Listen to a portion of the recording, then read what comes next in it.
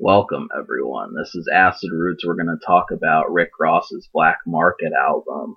So, in 2015, Rick Ross went to prison, dropped some albums, dropped a mixtape, and had just a bunch of attention. But, in a year where Kendrick and Drake and some of these more internet rappers have kind of stolen the spotlight, it's interesting to see what Rick Ross thinks above everything when as far as getting his time to shine, it just always felt like he was never as big as Lil Wayne. So, really, these albums are particularly good. If you want more Rick Ross, there's also a Black Dollar mixtape that I reviewed. I don't really remember that well. That's basically two projects within months of each other just to get enough Rick Ross. And so the main problem with this project is not necessarily whether it's good, but just whether people care. That's the whole thing is, how viral Rick Ross is at this point, and if the winds are changing, and, what's that going to mean for Maybach music and beyond. So, as far as that's concerned, I don't really, the thing about it is to me, I've always thought differently because I'm not going to abandon someone because they don't have a viral video on the internet. This is plain what it is. And so, it's kind of splitting people right down the middle because the music industry, I don't want to rant about that, but really the thing is this project is different and it does not have the most explosive instrumentals on it. And really, when I was used to Rich Forever, that took a while for it to grow on me, but things are kind of starting to get more sophisticated. And so that,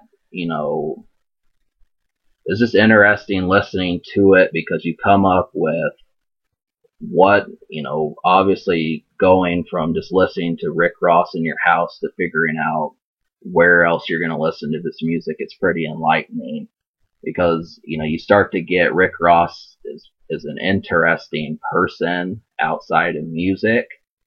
And, I can't really say that because I did not listen to the lyrics in this project just to give that sort of review, but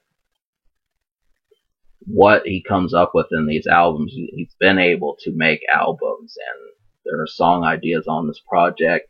I guess what I'm saying to you is there's just more to this than I can describe because, standard club song, standard swag song, standard R&B song, and ladies song, dance song, you're not going to find that on this project. The structure of it is different from rap albums that I reviewed in the past, and seeing this from Rick Ross is unexpected. So that's kind of what you have to pay attention to when you listen to this music. So as I'm listening to this, at first, I did not like this project. But as I went on, I like it more now, but still it does not feel like a classic or a debatable classic. So this is kind of, me liking 7 songs out of 14. It's like, that feels somewhat mediocre. But I still think that these are Rick Ross songs that you pretty much can't do without. And having that 2016 stamp just to keep things refreshing is good manner. So, can you smoke to this? I think the answer is yes, you can. There are songs like Dope Dick, Color Money, Dope, Black Opium. These are all some good songs for that. The production, like I said, is a little bit off key, but you can find things on here. You just have to notice that it's not going to be like I said, how I described it. It's just got a different approach, but I did like Peace Sign, and I also like Silk Road. Those were some good beats. I would have liked Can't Say No, but that one was one of the more chart heavy songs off the project. And also Sorry was okay, but that just, I can't even figure out where that would be played. I mean, that one was had such different production on it, but they were just, this still is yet to grow on me as far as instrument production that I'm going to like. So the unheard songs, which are songs that you may not have heard, but you need to take a listen to. There were 7 songs that I liked, and these are them. So I like Silk Road, Color Money, Dope Dick, Black Opium, and Peace Sign. Those are the 5 songs that I liked. There were 2 almost songs, which are songs that I was on the fence about, but I'm thinking I may like down the road. That's Sorry and Dope. So the Future song is called Dope, spelled as an acronym. So Sorry, like I said, the reason why it's an almost song is because I can't figure out what to think of the production on that one. And then Dope is kind of the same way.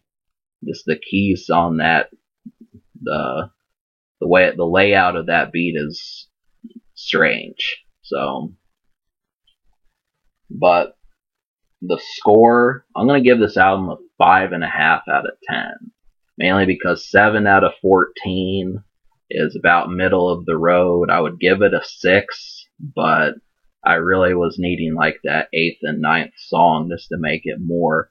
So this is, this has a different feel, and it's as if you have to think differently in order to like it. It's strange, but really, I just think if you go in and you like something in the past and you're used to these types of rap albums, and then you listen to it just has a different feel. So the Future, I mean, Rick Ross just dropped this album in December, so there's that. The Social Score, which is how well this can be played around groups or other people. There's some good cuts on here, but I also think that thing is it is more concerned with, it's not so much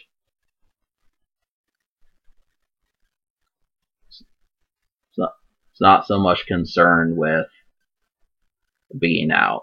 That's kind of the thing. It's not out public and these sorts of appearances, which is strange.